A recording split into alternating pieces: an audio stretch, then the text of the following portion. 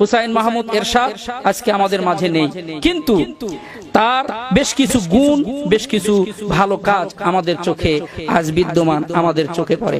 সম্মানিত হাজিরিন, আজকে আমাদের দেশের সাবেক রাষ্ট্রপ্রধান হুসাইন মাহমুদ এরশাদ দুনিয়ার থেকে চলে গেছে, কিন্তু দুঃখ এবং আফসোস এবং পরিতাপের বিষয়, এই মানুষটি তার জীবদ্দশায় তার 9 বছর ক্ষমতায় থাকাকালীন সে সর্বপ্রথম বাংলাদেশকে রাষ্ট্রধর্ম ইসলাম বলে ঘোষণা করেছিল।